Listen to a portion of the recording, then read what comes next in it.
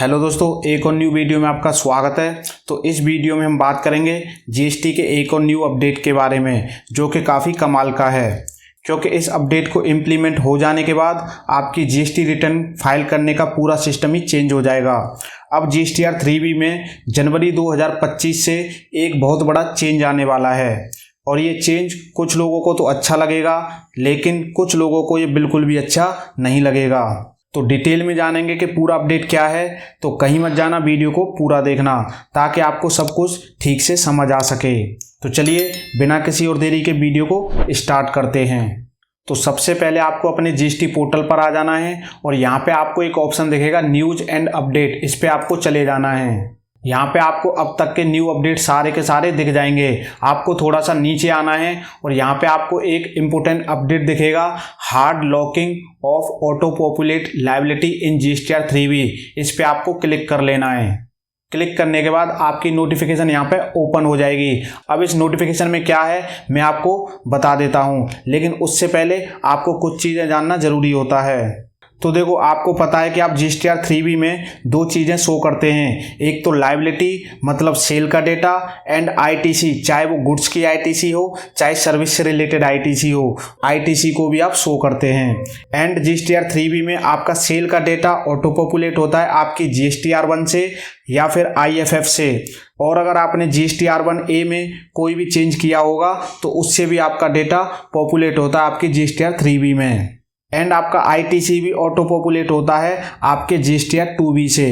तो अब पोर्टल आपकी जीएसटीआर 3B को लॉक कर देगा जनवरी 2025 से।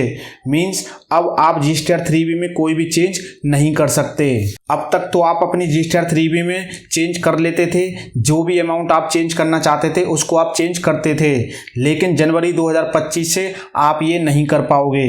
ऐसा क्यों हुआ है वो मैं आपको बता देता हूँ। आपको पता है कि अक्टूबर 2024 से आईएमएस आ चुका है, जिससे आप अपने जीएसटीआर 2B की गलतियों को ठीक कर सकते हो। मतलब वहाँ पे 3 ऑप्शन आपको मिलते हैं, रिजेक्ट कर सकते हो या पेंडिंग कर सकते हो किसी बिल को, या फिर आप नो एक्शन का ऑप्शन भी आपको वहाँ पे मिलता है। लेकिन ठीक वैसे ही जीएसटीआर 1A से आप अपनी जीएसटीआर 1 की गलतियों को सुधार सकते हो।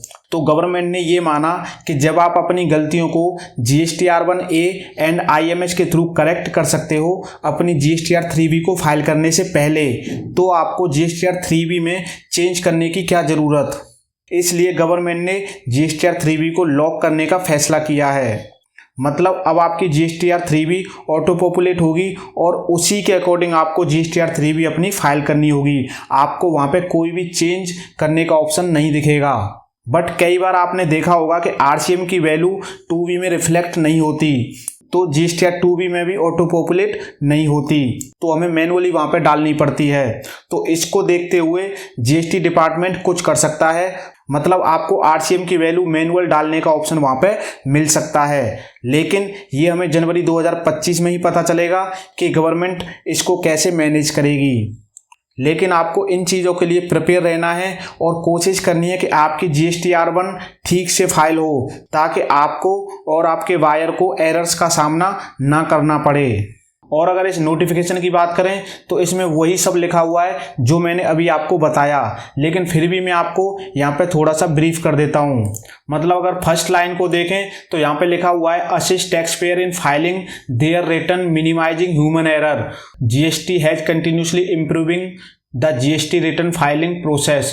तो यहाँ पे यही लिखा हुआ है कि जीएसटी ह्यूमन एरर कम से कम हो, इसलिए वो इम्प्रूव करती है कंटिन्यूसली अपने पोर्टल को या फिर रिटर्न फाइल करने के तरीके को।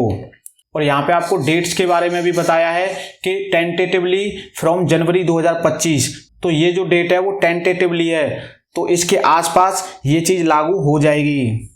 एंड इस नोटिफिकेशन को मैं अपनी डिस्क्रिप्शन में भी मेंशन कर दूंगा, तो आप वहां जाके भी उसको चेक कर सकते हैं, और नहीं तो आप जीएसटी पोर्टल पर आएंगे और न्यूज़ एंड अपडेट में जाके इस नोटिफिकेशन को आप चेक कर सकते हैं। तो दोस्तों, ये जीएसटीआर 3B से रिलेटेड मोस्ट इम्पोर्टेंट नोटिफिकेशन था जो कि मैंने आपको यहाँ पे बता दिया। अगर फ्यूचर में ऐसा कोई और नोटिफिकेशन आता है तो मैं आपको ज़रूर बताऊंगा, इसलिए आप चैनल को सब्सक्राइब कर लेना। तो इस वीडियो में इतना ही, मिलते हैं ऐसी किसी नई वीडियो में नई जानकारी के साथ। तब तक आप सभी अपना बहुत बहुत ख्याल रखें।